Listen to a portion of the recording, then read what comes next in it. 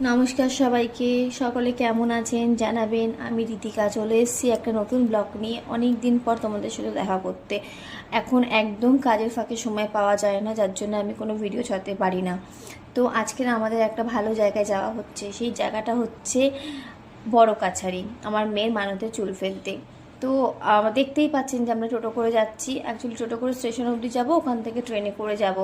সবাইকে দেখবেন যে টোটো করে এরকম করে সেরকম একটা যায় না, লোকে গাড়ি বুক করে ঢোল বাজাতে বাজাতে সবাই আনন্দ করতে করতে যায়। তো এই মুহূর্তে আমাদের সেই সামর্থ্য ছিল না, যার জন্য আমরা ট্রেনে করে বারুইপুর নেমে ওখান থেকে অটো করে যাচ্ছিলাম। এই 5টা মানুষই, আমার মা, শাশুড়ি, শ্বশুর এবং আমার পুচকির বাবা।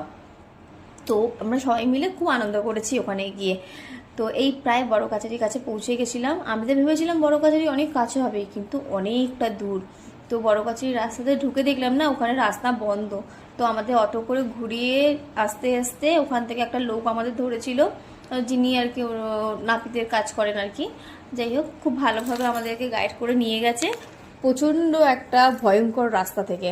দেখবেন রাস্তাটা যেতে যেতে ওদের পাড়ার ওপর দিয়ে, বন বাজারের ওপর থেকে, গলি গলি থেকে অটোটাকে আমরা নিয়ে যাচ্ছি। দেখতেই পাচ্ছেন চারিদিকে সবুজে সবুজ।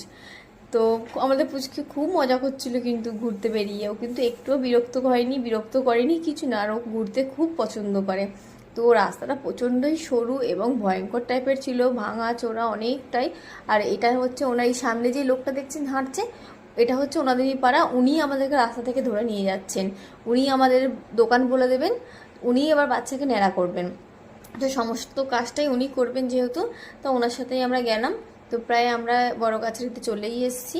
আমি ফার্স্ট টাইম গেছিলাম এইটা। আমি অনেকের মুখে শুনেছিলাম যে ওখানে নাকি প্রচুর ভিড় হয়, কিন্তু আমরা যেদিনকে গেছিলাম ওখানে অনেক ফাঁকা ছিল। তো ওনারই চেনাশোনা একটা দোকানের সামনে গিয়ে আমাদেরকে দাঁড় করালো। তো আমি তো ভেবেছিলাম মোটামুটি কম পয়সার মধ্যে হয়ে যাবে। বিশ্বাস করুন, যারা জানেন না তারা কিন্তু পান্ডা ধরে বা যে যেরকম বলবে ওরকম করে দেবেন না। নিজেদের মতন করে খরচা করে চেষ্টা করবেন করতে। ওখানে গলা কাটা দাম নিয়ে নেয়। একটা ডালার দাম নিয়েছে 900 টাকা, যেখানে আমার শুধুমাত্র একটা ছোট ফুল আর শুধু বাতাসা ছিল, ওটার নামই নিয়েছে 900 টাকা। এই চলে এসেছি বসার জায়গায়, মানে এটা দোকানের মধ্যেই বসার জায়গা। আমি তো মানে ইম্যাজিন অন্যরকম করছিলাম। তো এবার বেলা হচ্ছে আমার মেয়েকে ন্যাড়া করার মতন। ও ন্যাড়া করার সময় কিন্তু একটুও নড়েনি, একটু ভয় পায়নি, কিচ্ছু করেনি। কিন্তু খুব কষ্ট লেগেছিল যখন ওকে ন্যাড়া করতে গিয়ে ওর মাথা একটুখানি কেটে গেছিলো। আমি তো প্রচণ্ড রেগে গেছিলাম লোকটার ওপরে। তো সবাই আমাকে শান্ত করছিল যে না, বাচ্চাদের একটুখানি এরকম হবেই, কিছু করার নেই।